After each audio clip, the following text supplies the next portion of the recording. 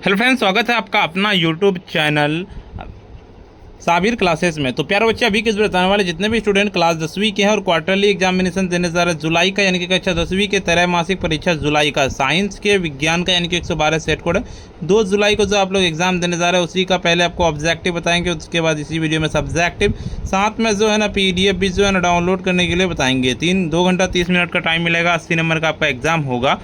1 से लेकर 70 ऑब्जेक्टिव पूछे जाएंगे, 40 ही बनाना है आपको प्यारे बच्चे। वीडियो पे जितने भी स्टूडेंट नए आ रहे हैं सबसे पहले वीडियो को लाइक कर लीजिएगा, साथ में अगर आप चैनल को सब्सक्राइब नहीं किए सब्सक्राइब कर लीजिएगा, इस वीडियो को शेयर नहीं किए हैं शेयर कर दीजिएगा। समतल दर्पण द्वारा बना प्रतिबिंब हमेशा होता है, बिल्कुल इसका आपका बी नंबर लगाने की आभासी और सीधा हो जाएगा। अगले नंबर क्वेश्चन की ओर चलते हैं। निम्नलिखित में से कौन दर्पण दंत चिकित्सकों द्वारा प्रयोग में लाया जाता है? बिल्कुल दूसरा नंबर का सीधे दूसरा का आपका बी नंबर की अवतल दर्पण। समतल दर्पण की फोकस दूरी होती है क्या? तीसरा नंबर का तीसरा का आपका बी नंबर लगाने की अनंत होती है। एक दुरस्थ वस्तु के लिए अवतल दर्पण क्या कहता है? आपका दुरस्थ वस्तु के लिए अवतल दर्पण द्वारा बना प्रतिबिंब हमेशा होता है, क्या होता है? तो 4 नंबर का सीधे 4 का आपका बी नंबर की वास्तविक और उल्टा होता है।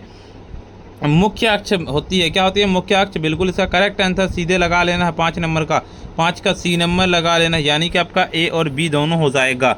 अगले नंबर क्वेश्चन की ओर चलते हैं। गोलाकार दर्पण का वक्रता त्रिज्या होता है, क्या होता है? बिल्कुल 6 नंबर का सीधे 6 का सी नंबर यानी कि फोकस दूरी का आधा हो जाएगा। उत्तल दर्पण हमेशा बनता है किस में? 7 नंबर का सीधे करेक्ट आंसर 7 का आपका बी नंबर लगाने की आभासी सीधा प्रतिबिंब हो जाएगा। फोकस दूरी का इकाई क्या है? बिल्कुल इसका 8 नंबर का करेक्ट आंसर 8 का आपका बी नंबर लगाने की आपका हो जाएगा मीटर हो जाएगा। वास्तविक दर्पण क्या है? बिल्कुल इसका लगा लेना है 9 नंबर का 9 का आपका ए नंबर लगा लेना, यानी कि आपका पर्दे पर दिखाई जा सकते हैं। यदि वस्तु अवतल दर्पण के वक्रता केंद्र पर हो तो प्रतिबिंब होता है, क्या होता है? बिल्कुल 10 नंबर का सीधे 10 का आपका सी नंबर के बड़ा और वास्तविक होता है। 11 नंबर की पार्श्व वायुत्क्रमण हो देखा जा सकता है, कैसे? 11 नंबर का सी नंबर यानी कि समतल दर्पण के द्वारा देखा जा सकता है। ध्रुव और फोकस के बीच की दूरी होती है, क्या होती है? 12 नंबर का सीधे 12 का सी नंबर की फोकस दूरी हो जाएगा। 13 नंबर क्वेश्चन की ओर चलते। वाहनों में पीछे देखने के लिए प्रयोग किया जाने वाला दर्पण क्या है? 13 नंबर का सीधे 13 का सी नंबर की उत्तल दर्पण हो जाएगा। अवतल दर्पण के द्वारा अनंत पर बना प्रतिबिंब होता है। 14 नंबर का सीधे 14 का आपका ए नंबर यानी कि अत्यधिक बड़ा हो जाएगा। यदि वस्तु अनंत पर हो तो अवतल दर्पण में प्रतिबिंब बनता है। 15 नंबर का सीधे 15 का आपका बी नंबर की फोकस पर हो जाएगा। दर्पण सूत्र क्या है? बिल्कुल इसका करेक्ट आंसर लगा लेना। 16 नंबर का 16 का आपका हो जाएगा बी नंबर की 1/f प्लस बराबर 1/u प्लस 1/v। देखिए किस स्थिति में अवतल दर्पण वस्तु के आकार का प्रतिबिंब बनाएगा? 17 नंबर का सीधे 17 का आपका सी नंबर यानी कि वक्रता केंद्र पर हो जाएगा। अगले नंबर कि उत्तल दर्पण हमेशा बनता है, कैसे बनता है? तो 18 नंबर का सीधे 18 का सी नंबर की आभासी और सीधा बनता है। समतल दर्पण द्वारा उत्पन्न आवर्धन क्या होता है? बिल्कुल 19 नंबर का सीधे 19 का आपका डी नंबर यानी कि 1 के बराबर हो जाएगा। जब आवर्धन ऋणात्मक होता है तब उसका क्या था, किस प्रकार का प्रतिबिंब बनता है? 20 नंबर का सीधे 20 का आपका ए नंबर यानी कि वास्तविक और उल्टा बनता है, बिल्कुल इसका लगा लेना है। समतल दर्पण द्वारा बनाए गए प्रतिबिंब के लिए निम्न में से कौन सही नहीं है? 21 नंबर का सीधे 21 का आपका डी नंबर यानी कि छोटा हो जाएगा। सोलर कुकर में किस दर्पण का प्रयोग होता है? 22 नंबर का सीधे 22 का आपका सी नंबर यानी कि अवतल दर्पण का होता है। समतल दर्पण में प्रतिबिंब की दूरी होती है। 23 नंबर का सीधे 23 का आपका सी नंबर की वस्तु दूरी के बराबर हो जाएगा। जब वस्तु फोकस और ध्रुव के बीच होती है तो अवतल दर्पण द्वारा बना प्रतिबिंब होता है, क्या होता है? 24 नंबर का सीधे 24 का आपका बी नंबर की आभासी सीधा और बड़ा। दूध से दही बनने की प्रक्रिया को एक उदाहरण क्या है? 25 नंबर का सीधे 25 का आपका बी नंबर की रासायनिक परिवर्तन हो जाएगा। प्रकाश रासायनिक अभिक्रिया का एक उदाहरण है। 26 नंबर का सीधे 26 का आपका डी नंबर की प्रकाश का संश्लेषण हो जाएगा। निम्नलिखित में से कौन रासायनिक परिवर्तन है? बिल्कुल 27 नंबर का सीधे 27 का आपका हो जाएगा बी नंबर यानी कि कागज़ का जलना हो जाएगा। इसके तहत फेरस सल्फेट का क्रिस्टल रंग कैसे होता है? बिल्कुल 28 नंबर का करेक्ट आंसर 28 का आपका हो जाएगा सी नंबर की हरा होता है, बिल्कुल इसका। अगले नंबर निम्नलिखित में से कौन रेडॉक्स अभिक्रिया का उदाहरण है? 29 नंबर का सीधे 29 का आपका डी नंबर की HCl plus NaOH arrow NaCl plus H2O हो जाएगा। जब जिंक तनु सल्फ्यूरिक अम्ल में अभिक्रिया करता है तो कौन गैस निकलती है? 30 नंबर का सीधे 30 का आपका बी नंबर की हाइड्रोजन गैस निकलती है। रेडॉक्स अभिक्रिया में जो पदार्थ अपस्कृत होता है क्या है। 31 नंबर का आपका एनामल यानी कि अपचयक हो जाएगा। देखिए लोहा में जंग लगना एक क्या है। 32 नंबर का बीनमल यानी कि संयोजन अभिक्रिया है। काली चूना का रासायनिक सूत्र निम्नलिखित में से कौन है। 33 नंबर का सीधे 33 का आपका हो जाएगा C के CaO हो जाएगा। देखिए आपका अम्ल और क्षार की अभिक्रिया को कहते हैं क्या कहते हैं। 34 नंबर का सीधे 34 का आपका C की उदासीनीकरण अभिक्रिया हो जाएगा। कौन अभिक्रिया के तापीय विघटन को दर्शाता है। 35 नंबर का सीधे 35 का आपका बीनमन के CaCO3 arrow CaO plus CO2 हो जाएगा। जब लेड नाइट्रेट को गर्म किया जाता है तो निकलने वाली गैस निम्नलिखित में से कौन है। 36 नंबर का सीधे 36 का आपका डीनमल यानी कि NO2 हो जाएगा। निम्नलिखित में से कौन सी धातु तनु हाइड्रोक्लोरिक अम्ल से अभिक्रिया नहीं करती है। 37 नंबर का सीधे 37 का आपका C के तांबा हो जाएगा। जिस रासायनिक अभिक्रिया में उष्मा अवशोषित होती है उसे क्या कहते हैं। बिल्कुल 38 नंबर का करेक्ट आंसर 38 का आपका बीनमन की उष्मशोषी अभिक्रिया हो जाएगा। कहता है बेरियम क्लोराइड्स में सल्फ्यूरिक अम्ल की अभिक्रिया में बना सफ़ेद अवक्षेप क्या कहता है निम्नलिखित में से क्या है। बिल्कुल उसका 39 नंबर का करेक्ट आंसर 39 का आपका हो जाएगा बीनमन की BaSO4 हो जाएगा।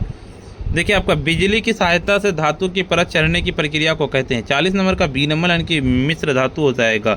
निम्नलिखित में से कौन सा एक संतुलन रासायनिक समीकरण है। बिल्कुल इसका 41 नंबर का डीनमल की 2Mg plus O2 arrow 2FgO हो जाएगा।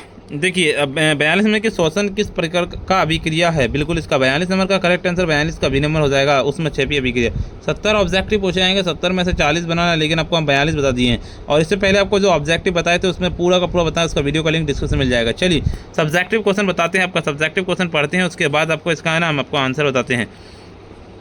देखिए यहाँ पे आ गए हैं आप लोगों का 1 से लेकर 20 तक पूछेंगे। प्रकाश के परावर्तन के नियम को लिखिए। अवतल दर्पण और उत्तल दर्पण में अंतर स्पष्ट। वास्तविक आभासी काल्पनिक प्रतिबिंबों में अंतर क्या है।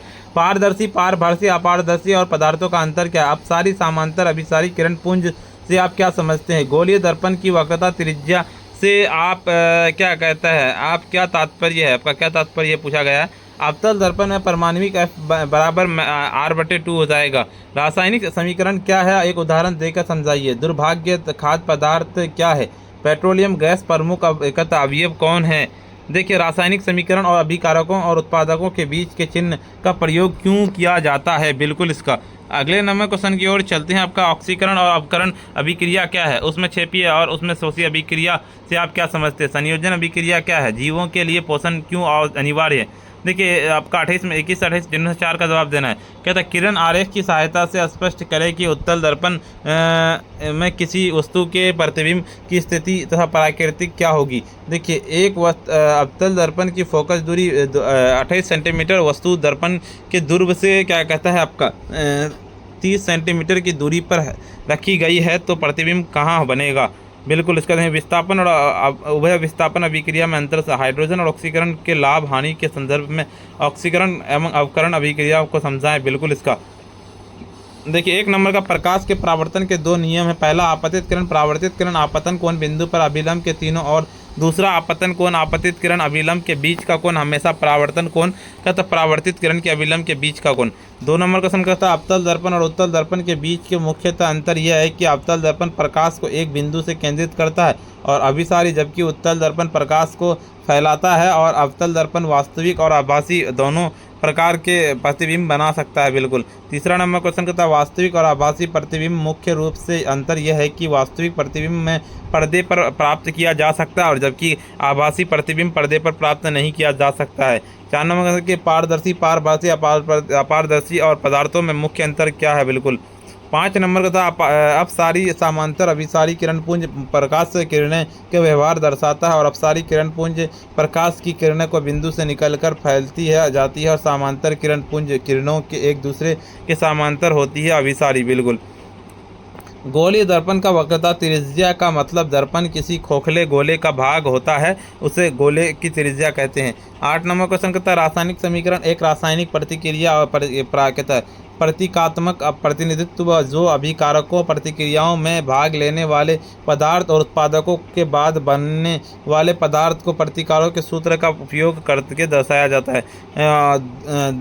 कहता है दुर्गंधयुक्त खाद्य पदार्थ वह है जिसमें कहता है आपका तेल या वसा की गंध या स्वाद बदलाव हो जाता है, जिससे क्या कहता है वह खराब या अप्रिय हो जाता है। वह आमतौर पर तब होता है जब खाद्य पदार्थ विशेष रूप से वसा युक्त अधिक खुल जाते हैं। 12 नंबर का ऑक्सीकरण एवं अपकरण अभिक्रिया, रासायनिक अभिक्रिया जिनमें इलेक्ट्रॉनों का समांतरण होता है। ऑक्सीकरण एक पदार्थ इलेक्ट्रॉन खोता है जबकि अपकरण पदार्थ इलेक्ट्रॉन प्राप्त करता है और दोनों प्रक्रिया हमेशा साथ में ही होते हैं। इन्हें रेडॉक्स अभिक्रिया कहा जाता है। बिल्कुल इसका 13 नंबर क्वेश्चन कहता है वह रासायनिक अभिक्रिया जिनमें ऊर्जा आमतौर पर उष्मा के रूप में मुक्त होती है, ऊष्माक्षेपी अभिक्रिया।